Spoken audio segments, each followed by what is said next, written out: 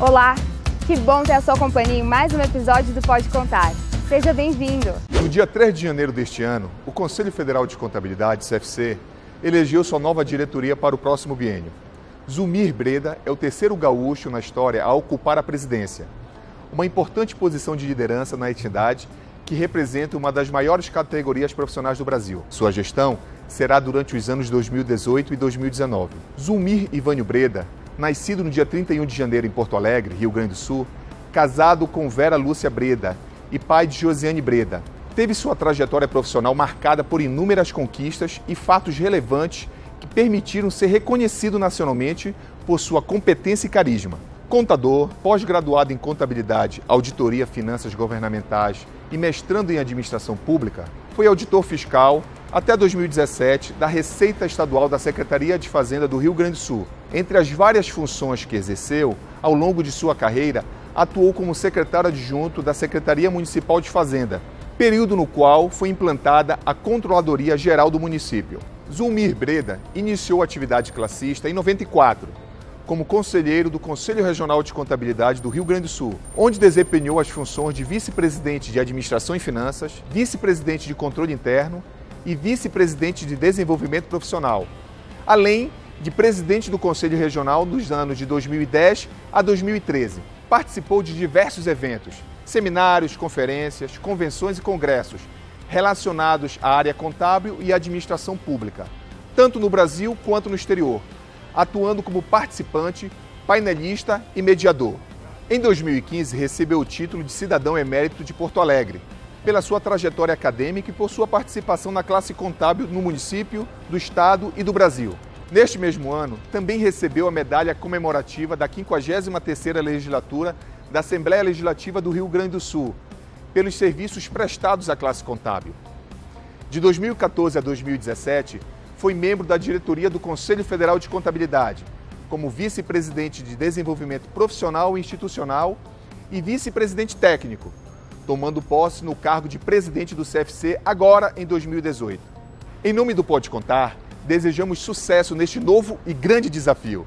Olá, seja bem-vindo a mais um episódio do Pode Contar. Hoje estamos honrados em entrevistar o presidente do Conselho Federal de Contabilidade, Zulmir Breda. Zulmir, e considerando todo esse cenário, como é que o Conselho Federal de Contabilidade enxerga as futuras expectativas da profissão contábil?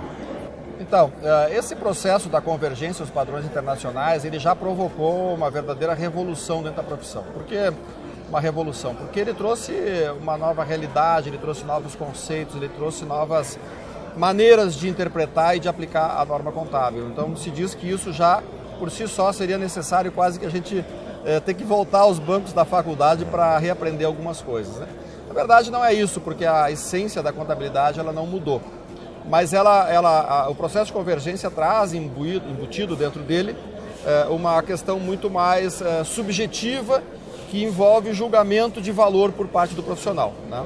Isso está muito calcado dentro daquela questão que a gente chama de essência sobre a forma. Se você olha mais a essência do que a forma, você perde objetividade, você vai para a subjetividade. E subjetividade envolve julgamento de valor.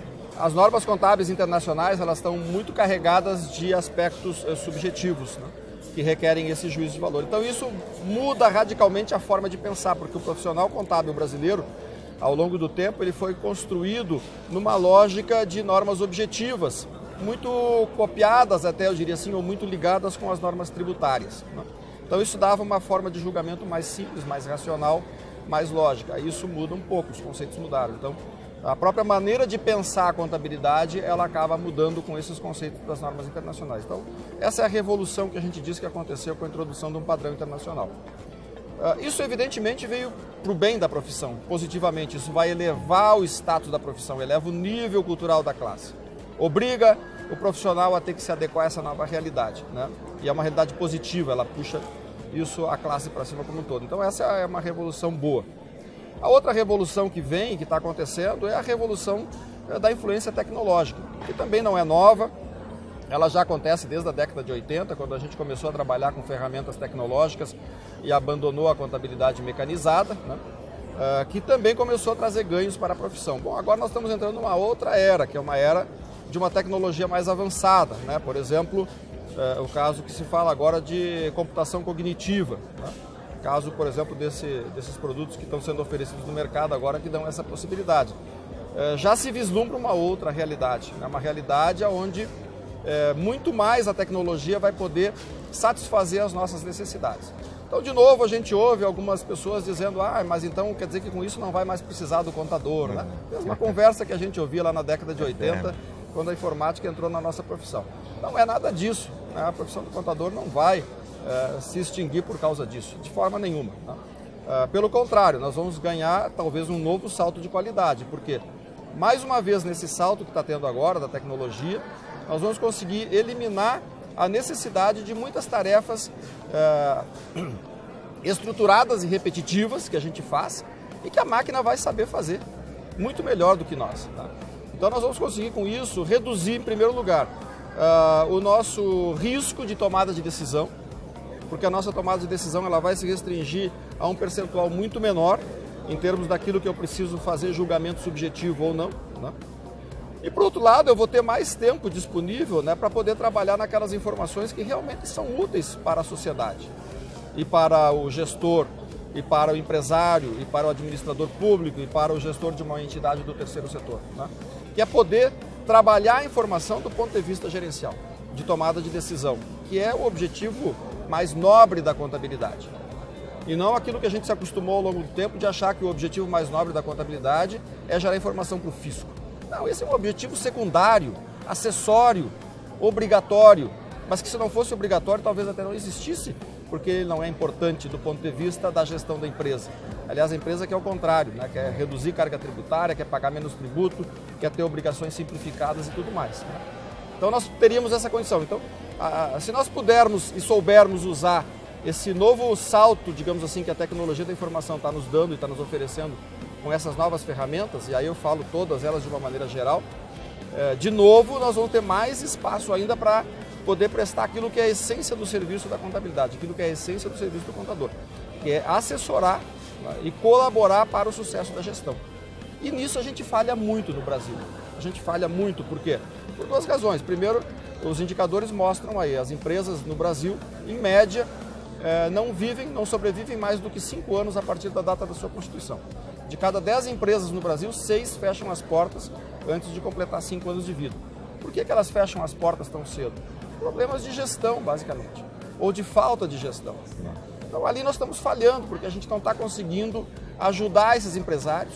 E aí nós temos que entender a realidade brasileira. A grande maioria dos empresários brasileiros não tem formação na área de administração, né? Trabalha com uma administração empírica, né, baseada no bom senso, na minha experiência pessoal, que muitas vezes é relacionada ao negócio que ele conhece, mas não a técnicas de gestão e administração.